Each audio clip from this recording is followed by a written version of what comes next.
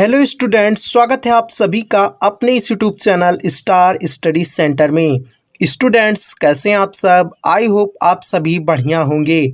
आज के इस क्लास में हम सभी देखने वाले हैं अध्याय पाचन तथा अवशोषण पर आधारित कुछ महत्वपूर्ण बहुविकल्पीय प्रश्न। तो बने रहिए क्लास में एंड तक। चलिए क्लास को शुरू करते हैं। सबसे पहला प्रश्न है आप सभी के स्क्रीन पर, रतौंधी किस विटामिन की कमी से होता है? चार ऑप्शन है इसके लिए। पहला है विटामिन बी, दूसरा है विटामिन डी, तीसरा है विटामिन ए, चौथा है विटामिन सी। तो इस प्रश्न का सही उत्तर होगा विटामिन ए। विटामिन ए की कमी से रतौंधी यानी नाइट ब्लाइंडनेस नामक रोग होता है। अगला प्रश्न है विटामिन बी1 की कमी से होने वाला रोग है। चार ऑप्शन है इसके लिए। पहला है पैलाग्रा, दूसरा है बेरी, तीसरा है अस्कर्बी, चौथा है रतौंधी। तो इस प्रश्न का सही उत्तर होगा बेरी नामक रोग विटामिन बी1 की कमी से होने वाला रोग है।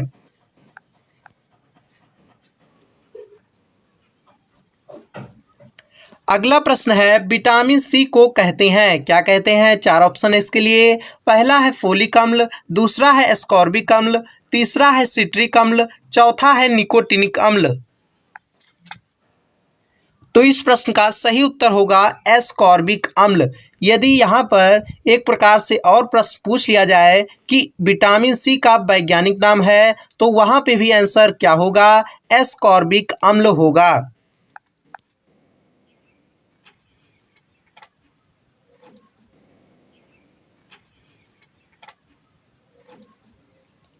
अगला प्रश्न है दुग्ध प्रोटीन है, यानी दूध में पाया जाने वाला प्रोटीन है। चार ऑप्शन है इसके लिए। पहला है लैक्टोजन, दूसरा है मायोसिन, तीसरा है पेप्सिन, चौथा है केसीन।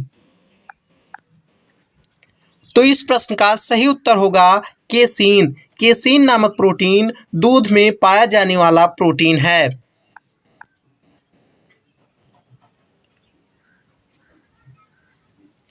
अगला प्रश्न है जल में घुलनशील सॉल्यूबल विटामिन होते हैं। चार ऑप्शन है इसके लिए। पहला है विटामिन ए तथा विटामिन बी, दूसरा है विटामिन बी तथा विटामिन सी, तीसरा है विटामिन सी तथा विटामिन डी, चौथा है विटामिन डी तथा विटामिन ई। तो इस प्रश्न का सही उत्तर होगा विटामिन बी तथा विटामिन सी। ये जल में घुलनशील सॉल्यूबल विटामिन होते हैं।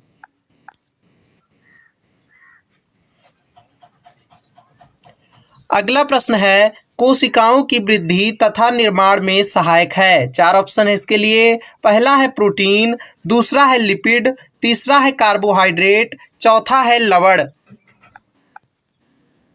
तो इस प्रश्न का सही उत्तर होगा प्रोटीन। कोशिकाओं की वृद्धि तथा निर्माण में प्रोटीन सहायक होता है।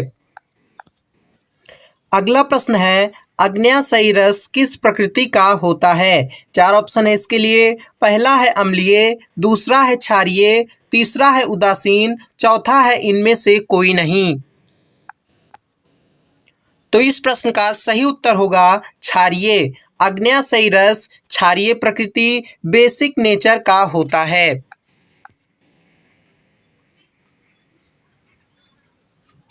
अगला प्रश्न है मनुष्य में स्टार्च के पाचन के लिए एंजाइम पाए जाते हैं। कहाँ पाए जाते हैं? चार ऑप्शन है इसके लिए।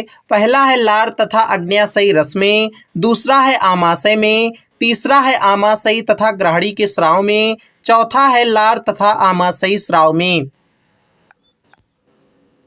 तो इस प्रश्न का सही उत्तर होगा लार तथा अग्न्याशयी रस में। मनुष्य में स्टार्च के पाचन के लिए एंजाइम लार तथा अग्न्याशयी रस में पाए जाते हैं।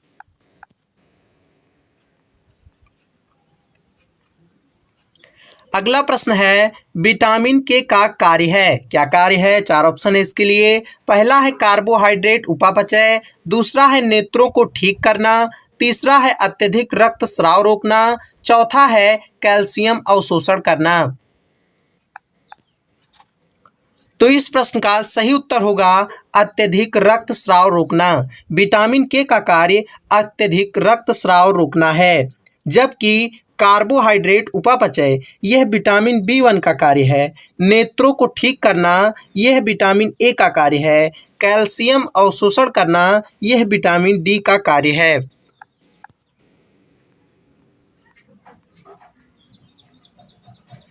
अगला प्रश्न है, प्रोटीनों की रचनात्मक तथा क्रियात्मक इकाई है। 4 ऑप्शन है इसके लिए। पहला है शर्करा, दूसरा है एमिनो अम्ल, तीसरा है ग्लिसरॉल, चौथा है प्यूरीन।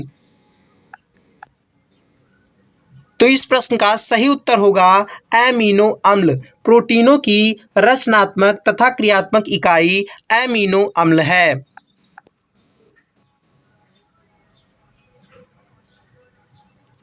अगला प्रश्न है, रिकेट्स है। 4 ऑप्शन है इसके लिए। पहला है एक वंशागत रोग, दूसरा है कमी से होने वाला रोग, तीसरा है संक्रामक रोग, चौथा है रोग नहीं है।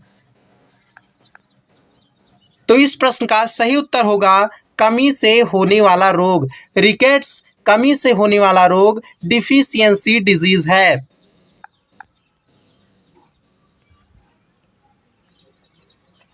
अगला प्रश्न है, शाकाहारी जंतुओं में अनुपस्थित होते हैं। 4 ऑप्शन है इसके लिए। पहला है कृंतक, दूसरा है रदनक, तीसरा है अग्रचवर्णक, चौथा है चवर्णक।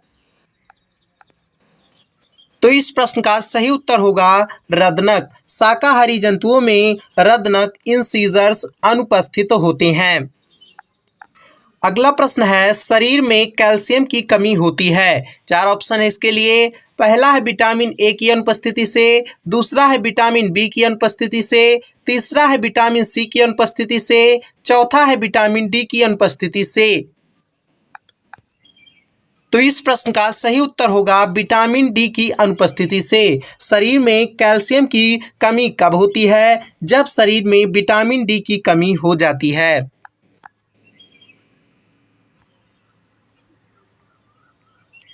अगला प्रश्न है, निकोटिनिक अम्ल की कमी से होने वाला रोग है। 4 ऑप्शन है इसके लिए। पहला है पैलाग्रा, दूसरा है अस्कर्बी, तीसरा है रिकेट्स, चौथा है बेरीबेरी। तो इस प्रश्न का सही उत्तर होगा पैलाग्रा। पैलाग्रा नामक रोग निकोटिनिक अम्ल की कमी से होने वाला रोग है।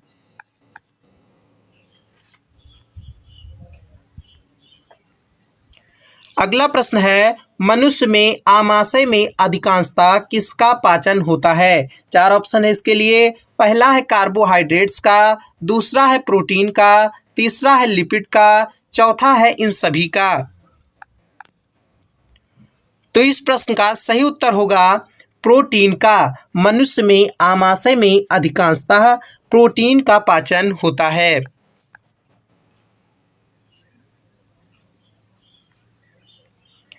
अगला प्रश्न है, लार में उपस्थित एंजाइम है। 4 ऑप्शन है इसके लिए। पहला है टाइलिन, दूसरा है रेनिन, तीसरा है पेप्सिन, चौथा है ये सभी।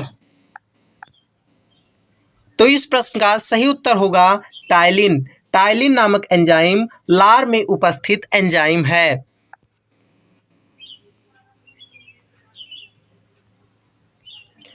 अगला प्रश्न है, एंजाइम जो दूध की प्रोटीन के पाचन में सहायक है। 4 ऑप्शन है इसके लिए। पहला है पेप्सिन, दूसरा है ट्रिप्सिन, तीसरा है रेनिन, चौथा है केसीन। तो इस प्रश्न का सही उत्तर होगा रेनिन। रेनिन नामक एंजाइम दूध की प्रोटीन के पाचन में सहायक है।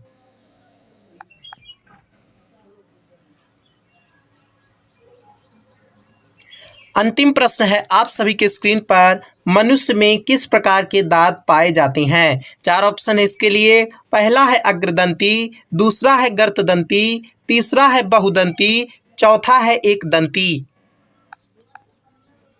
तो इस प्रश्न का सही उत्तर होगा गर्तदंती। मनुष्य में गर्तदंती प्रकार के दांत पाए जाते हैं। आपको बता दें, मनुष्य में दांत अस्थियों के गड्ढों में लगे होते हैं, अतः गर्तदंती कहलाते हैं। स्टूडेंट्स, कैसा लगा क्लास? नीचे कमेंट बॉक्स में ज़रूर बताइएगा। यदि चैनल पर नए हैं तो चैनल को सब्सक्राइब कर बेल आइकन को ऑल पर ज़रूर प्रेस कर लीजिएगा। यदि आप अपनी तैयारी को और बेहतर बनाना चाहते हैं तो डिस्क्रिप्शन में नीचे दिए गए इंस्टाग्राम लिंक पर मैसेज कर पेड क्लास को ज्वाइन कर सकते हैं। मिलते हैं नेक्स्ट ऐसे ही क्लास में।